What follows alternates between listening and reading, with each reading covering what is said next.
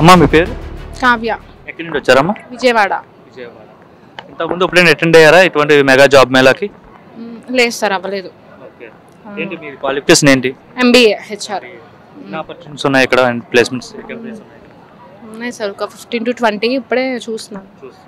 Registration చేసుకున్నారా మీరు? Registration ఆన్లైన్లో చేసుకున్నాను సార్. ఎట్లా ఉంది అరేంజ్మెంట్స్ అన్ని ఎట్లా ఉన్నాయి? బాగున్నాయి సార్. అనుకున్నారా ఇంత త్వరగా మంగళగిరిలో ఇటువంటి జాబ్ మేళా పెడతారని మీరు? ఎక్స్పెక్ట్ చేయలేదు సార్. ఏ విధంగా యూజ్ అవుతుంది మీలాంటి అన్ఎంప్లాయ్స్ కావచ్చు ఎవరికైనా, మీన్స్ రిలీవ్ అయిన వాళ్ళు, పాస్డ్ అవుట్ అయిన వాళ్ళకి? ఆపర్చునిటీ సార్, ఇన్ని కంపెనీస్ ఒకే చోట గేదర్ అవ్వడం అనేది మంచి ఆపర్చునిటీస్ అనుకుంటున్నాను.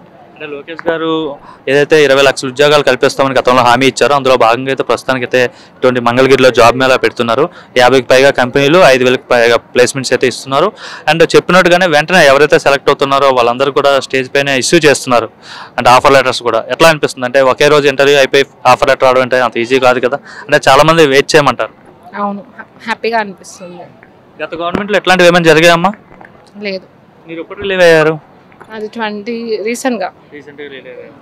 డిగ్రీ అయిపోయిన వెంటనే MBA చేస్తారా, ఇంకా గ్యాప్ ఉందా మధ్యలో? మధ్యలో 1 year గ్యాప్ ఉంది. ఎలా ఉంది లోకేష్ గారు IT మినిస్టర్గా ఉన్నారు కదా, వర్కింగ్ ఎలా ఉంది అయింది? బాగుంది, ఇంకా మంచి ఆపర్చునిటీస్ తెస్తారని చెప్పి అనుకుంటున్నాము. అంటే ఓవరాల్గా అంటే గత గవర్నమెంట్లో ఎక్కడ కూడా చదువుకున్న వాళ్ళకి ఎక్కడ ఉద్యోగాలు సరిగా లేవు, పక్క రాష్ట్రాలకు పోయే అవకాశం ఉండేది, పోవాల్సి వచ్చేది. సో మరి ఇప్పుడు ఎలా ఉందంటే ఏం చెప్తారు? ఇప్పుడైతే బాగుంది. అమ్మా మీ పేరు? గౌతమి. ఎక్కడి నుండి వచ్చారమ్మా మీరు? గుంటూరు నుంచి వచ్చాను. ఇంతకుముందు ఎప్పుడైనా అటెండ్ అయ్యారా జాబ్ మేళకి? ఇదే మొదటిసారా? లేదు, ఇదే ఫస్ట్ టైం. ఎట్లా ఉంది ఆర్గనైజేషన్ మొత్తం? చాలా బాగా ఆర్గనైజ్ చేశారు. వచ్చిన వాళ్ళకి ఫుడ్ కూడా ప్రొవైడ్ చేశారు, డ్రింకింగ్ ఫెసిలిటీ చేశారు, ఎండ్ కొట్టకుండా టెంట్స్ కూడా వేశారు. చాలా బాగా IT మినిస్టర్ చాలా బాగా ఆర్గనైజ్ చేశారు. ఈ విధంగా ఇంత త్వరగా జాబ్ మేళా పెడతారు, 50కి పైగా కంపెనీలు ఎక్కడే తీసుకొస్తారు, ప్లస్ 5,000కి పైగా ప్లేస్మెంట్స్ కూడా ఎక్కడ ఇప్పిస్తానని చెప్తున్నారు. లేదు, అసలు ఎక్స్పెక్ట్ చేయలేదు. అంటే కొంచెమే నేను ఎక్స్పెక్ట్ చేశాను, కానీ ఇక్కడ 50+ కంపెనీస్ ఇస్తారని నేను అసలు ఎక్స్పెక్ట్ చేయలేదు. ఎలా ఉంది IT మినిస్టర్ గారు లోకేష్ గారు ఎలా పనిచేస్తున్నారు? జాబ్స్ మీద ఫ్రెషర్స్కి అండ్ ఇంకా జాబ్స్ రాని వాళ్ళకి చాలా ఫెసిలిటీస్ ప్రొవైడ్ చేస్తున్నారు. ఈ ఊర్లోనే కాదు, తర్వాత మా ఊర్లో కూడా ఒకటి అరేంజ్ చేస్తున్నారు అని నాకు తెలిసింది. సో చాలా బాగా ప్రొవైడ్ చేస్తున్నారు. ఎలా ఉండేది అంటే ఎవరైనా స్టూడెంట్స్కి సంబంధించి లాస్ట్ గవర్నమెంట్ ఎలా ఉండేది అంటే రిలీవ్ అయిన వాళ్ళకి ప్లేస్మెంట్స్ అంటే జాబ్ ఎంప్లాయ్మెంట్ మన రాష్ట్రంలో ఉండేది కాదు, బయటకు వెళ్లాల్సి వచ్చేదని చెప్పేవారు. నిజమేనది గత గవర్నమెంట్లో ఏం లేవా? అంటే నేను ఇయర్ పాస్ అవుట్ కాబట్టి నాకు సీనియర్స్తో మాట్లాడుకుంటారు కదా. 5 yearsలో జాబ్స్ అయితే అంతగా లేవు. Last government only faced with the development like some Ammavodi that kind of only they provided. This government very relay with the jobs, especially core jobs. Many companies came from core side, like not non-IT. Some core companies also came, like pharma, hetero. Those companies came. It gives very helpful to the passed out students.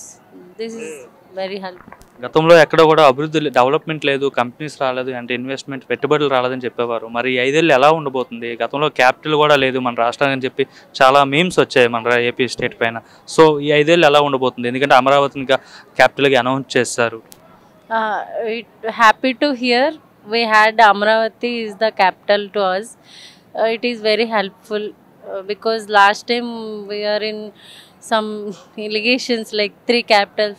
Those it is very helpful, very happy to hear. ఎక్కడి నుండి వచ్చారు brother మీరు? విజయవాడ నుంచి వచ్చాం. విజయవాడ నుండి వచ్చారు. ఇదే first టైమా మెగా జాబ్ మేళాకి రావడం మీరు?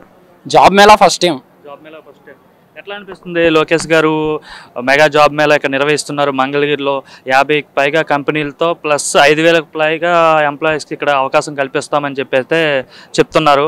ఎలా జరిగింది జాబ్ మేళాలో? మీరు పార్టిసిపేట్ చేశారు, ఇక్కడ అరేంజ్మెంట్స్ ఎట్లా ఉన్నాయి ఏంటి? అరేంజ్మెంట్స్ అంగరంగ వైభవంగా ఉన్నాయండి. జాబ్ మేళా అనేది నారా లోకేష్ గారు ఇచ్చిన మాట ప్రకారం 0 నుంచి PG వరకు వాళ్ళకు కూడా తన అవకాశాన్ని కల్పిస్తాం. చాలా గొప్ప వరం ఇది. నారా లోకేష్ గారు bring Babu back to put out state on the track. మా అమరావతి మంగళగిరి అభివృద్ధి, అమరావతి అభివృద్ధి ఒక్క నారా లోకేష్ గారితోనే సాధ్యం. మీరు ఏం చదువుకున్నారు? మీరు ఏం క్వాలిఫికేషన్ ఏంటి మీది? MBA HR. ఎప్పుడు రిలీవ్ అయ్యారండి మీరు MBA? నేను MBA నాది కంప్లీట్ అయిపోయి 2020. ఆల్మోస్ట్ 4 years అవుతుంది. 4 years అవుతుంది. 4 yearsలో ఇంకెక్కడ మీకు జాబ్ ఆపర్చునిటీ రాలేదా? లేదంటే గత గవర్నమెంట్ వాళ్ళు ఇట్లాంటి జాబ్ మేళాస్ కావచ్చు ఇట్లాంటివి ఏమి చేయలేదు, కండక్ట్ చేయలేదు? జాబ్ చేశానండి, జాబ్ చేశాను నేను. ఇంకా బెటర్ ఆపర్చునిటీ కోసం అని చెప్పి ఒక అడుగు ముందుకేసి దీనికి అటెండ్ అయ్యాం. ఏంటి దేంట్లో సెలెక్ట్ అయ్యారా మీరు? సెలెక్ట్ అయ్యాం సార్. ఓకే, ఆఫర్ లెటర్ ఇచ్చారా మీకు? ఇచ్చారు. సార్ చూపించండి. పైకి పెట్టండి.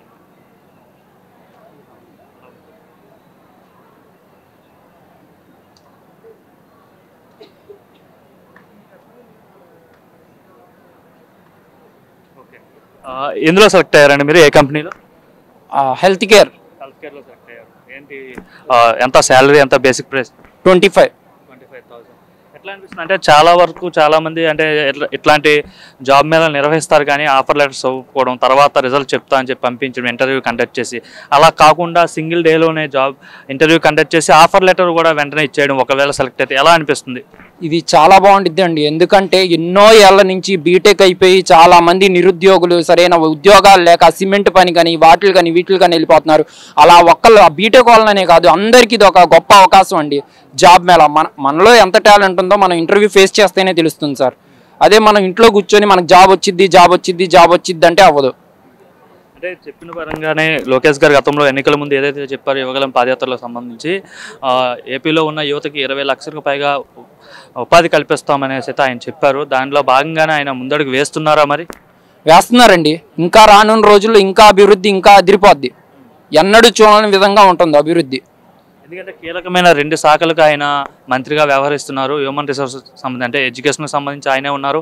అండ్ చదువు అయిపోయిన తర్వాత మనం ఏదైతే ఉద్యోగం కోసం ఎంప్లాయ్మెంట్ కోసం ట్రై చేస్తామో ఐటీ ఇండస్ట్రీకి సంబంధించి ఐటీకి కూడా ఆయనే ఉన్నారు మినిస్ట్రీగా. ఎట్లా ఉంది ఆయన వర్కింగ్?